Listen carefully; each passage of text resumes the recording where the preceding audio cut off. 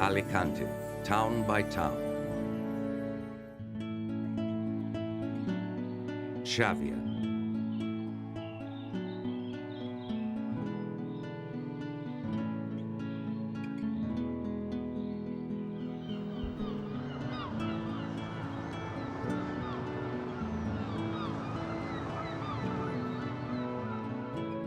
Sublime. Immense. The best I know for painting. This has everything I most desire and more. This is the place I've always dreamt of. Sea and mountains. But what a sea. In a letter addressed to his wife, Clotilde, the artist, Joaquin Sorolla, thus expressed the impressions he had of Jávea, a city he first discovered in 1896, and which captivated him as a setting for his paintings. These were works in which he managed to capture the spirit of the locals.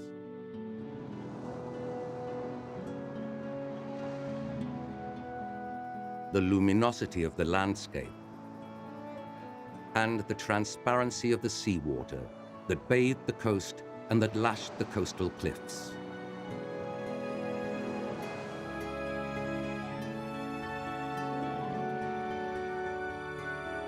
Jávea overlooks the beautiful bay of the same name and is bounded by the Cap de Sant Antoni to the north and Cap Sant Martí to the south. Places which, together with Cap Negre and Cap de la Nau, offer magnificent views of the coast and the Montgo Mountain, which is of immense magnitude. It boasts small, enchanting coves.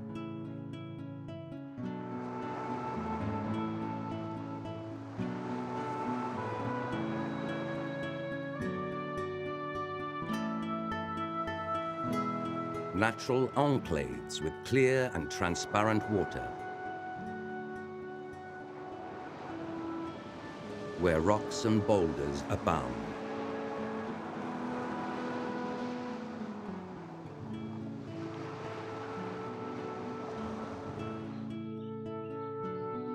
The town of Jávea is distributed between the old center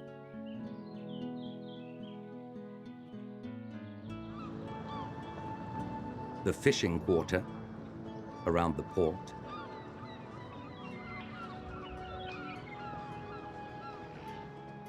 and the area around Arenal, the magnificent fine sand beach, where modern urbanizations are found occupying the center of the bay. The historic center of Jávea is a place for walking.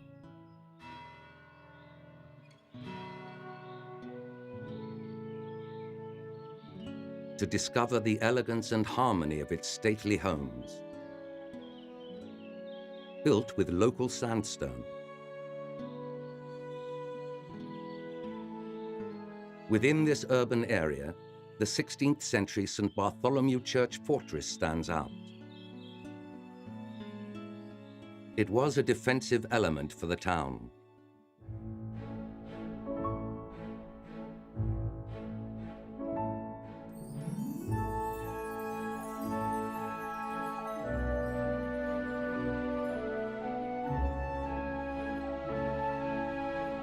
The palace house of Antonio Banyuls, who was butler to Felipe III, now houses the Archaeological and Ethnological Museum Soler Blasco. Here, a replica of the Iberian treasure of Jávea is kept. The original pieces are in the National Archaeological Museum.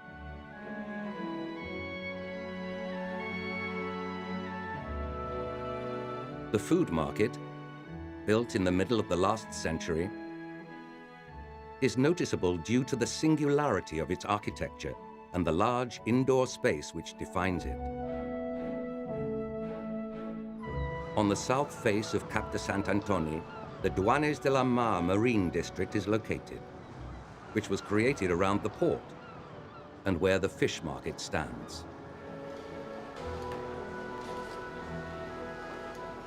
A place where, at the break of day, the fishing boats arrive loaded with their precious cargo. Always accompanied by the acrobatic flight of the seagulls, waiting for their share of the spoils. Every day at the fish market, we encounter the intense, bustling atmosphere of the fish and shellfish auction. Attended by the curious, fishermen, and restaurateurs who buy at the best prices.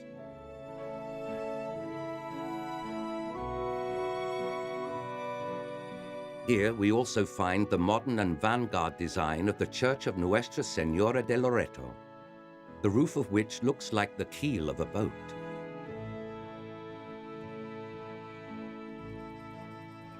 In Montaner Park, the arcades of Rio Rau da Unada pay tribute to a traditional agricultural construction, where grapes were dried to obtain raisins.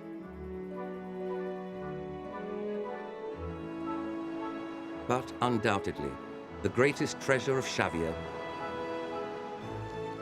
is the beauty of its surroundings, the strength and color of its landscapes, the attraction of the cliffs, which serve as natural balconies from where the spectacular views of the area can be enjoyed.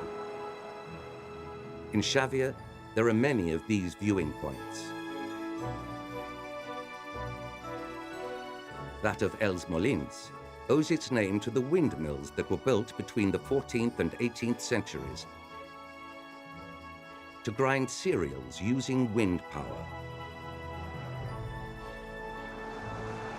That of Cap de Sant-Antoni, standing 160 meters high, offers magnificent views of the bay.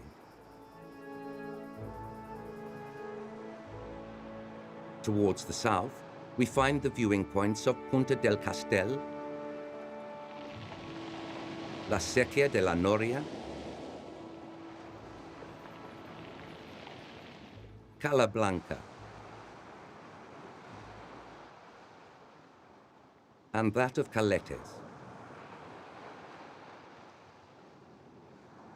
Following along this unique route, we find the viewing points of El Creu de Portichol, so called because of the presence in this area of a rough stone cross, and because from this point, Portichol Island can be seen directly opposite. Then, descending along the coast, passing the Cap de la Nau, we find the viewing points of Lilla, La Falcia,